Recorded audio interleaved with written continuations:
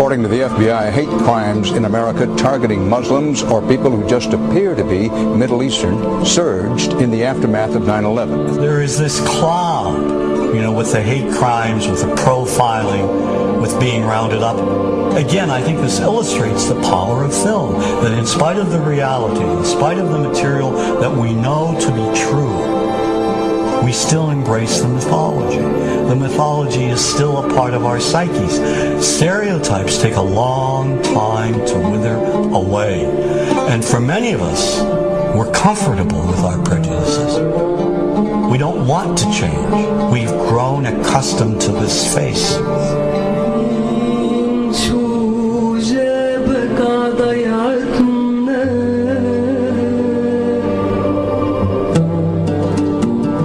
When we think of Arabs, what do we see? What images come to mind? Do we see actual people? People who, despite real cultural or geographical differences, do pretty much the same things that we do. When we think of Arab women, what images come to mind? Do we see women who laugh and play and who adore their children? Women who work in the home as well as outside? Would it come as a surprise to know that in many Arab countries, a majority of college students are actually women? What's our immediate image of Arab men? Do we see loving fathers? Men who want to provide for their families? What about Arab teenagers? Do we see them the way you would think about teenagers in other parts of the world? Then there's religion in the Arab world. Do we see it as all-encompassing, dominating everything else? Do we know that even though faith plays a huge role in the Arab world, just as it does here in the United States, that it's also true that much of the Arab world is quite secular? When we think of Arabs and religion, does Christianity come to mind? Do we remember that there are over 20 million Christians in the region who have lived side by side in harmony with Muslims for centuries? To their credit, some filmmakers have shown Arabs and American Arabs in all their complexities. An excellent way to shatter a stereotype is through laughter, through comedy. So we have comedians. Comedians have done this historically. Black comedians, Jewish comedians. So we see Arab comedians doing this, and this is one way to release the tension. My name's on a credit card, true story. Guy behind the counter picked up my credit card, sees the Olive card, looks at me all weird. He's like, hey, buddy, what kind of name is, that?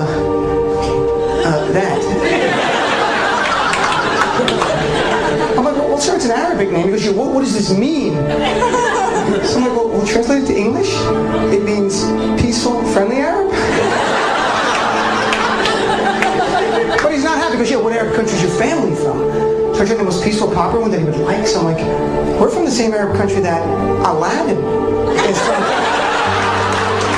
To his credit, Michael Moore in Fahrenheit 9/11 in the DVD includes a scene with this comedy coming out. My name really is Ahmed, and I can't fly anywhere.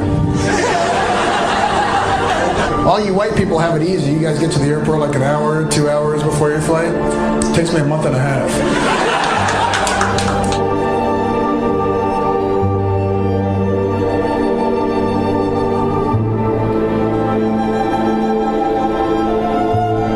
Nous vivons dans un monde qu'on peut critiquer, qui est le monde de la dérision.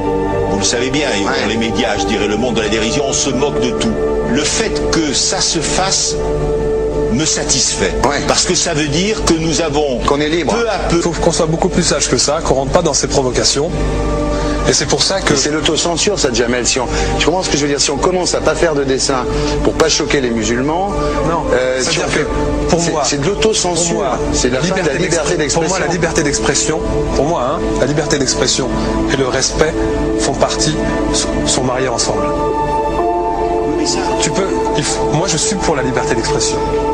Mais si je vais blesser une personne, pourquoi blesser la personne? Non, mais si moi j'ai envie de faire une caricature sur Mahomet ou sur un rabbin ou sur Jésus-Christ, il faut que j'ai le droit de le faire. Tu comprends? C'est ça la France. Quand tu sais que tu vas blesser 10 millions de personnes, pourquoi tu vas les blesser? Pourquoi? C'est la liberté, c'est ça. C'est la liberté de...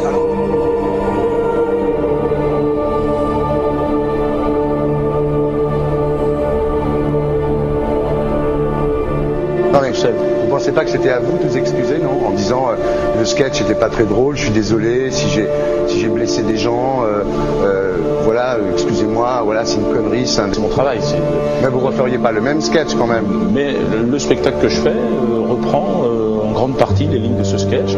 Mais il y a un truc que je comprends pas sur cette affaire, c'est qu'à aucun moment vous avez senti le besoin de vous excuser et que vous en avez rajouté. C'est tellement surprenant, c'est tellement inadmissible que j'en suis choqué. Voilà. Dans un pays où on peut parler, on peut s'exprimer. Et là, pourquoi tout d'un coup sur un sujet on ne pourrait pas s'exprimer vous savez bien pourquoi on ne peut pas s'exprimer. Pourquoi? Parce que dans ce pays, on a envoyé pendant la guerre des juifs dans des chambres à gaz et que ça crée un petit problème quand même. Vous voyez ce que je veux dire? Dans ce pays, on a envoyé pendant 400 ans des centaines de millions de Noirs. Il y a eu 400 ans d'esclavage et pourtant ça n'a pas empêché Michel Leb de faire un sketch qui m'a fait marrer. Où il faisait un Noir, et à la fin il faisait un singe, en parlant des narines, en parlant des lunettes. En tout cas, lui, il n'a pas été interdit d'exercer son travail. Il a même eu la Légion d'honneur. Quelqu'un qui a toute sa famille qui a été exterminé dans un camp de concentration et qui voit quelqu'un à la télé qui dit Israël. Vous vous rendez compte? Je sais pas. Mais on peut pas. Il y a des moments où même si on connaît les gens, même si on les a invités, on leur...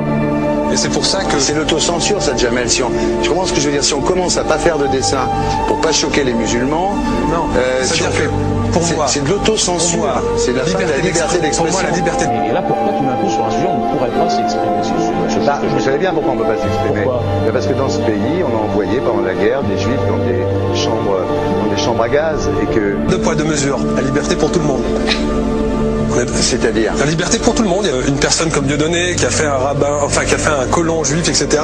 Tous ces DVD ne sont plus dans les pactes. On l'empêche médiatiquement, on ne le voit plus. Alors que lui, c'est un comique. Plusieurs lois qui ont été faites contre l'antisémitisme. Et moi, je fais un appel aujourd'hui de faire une loi contre l'islamophobie.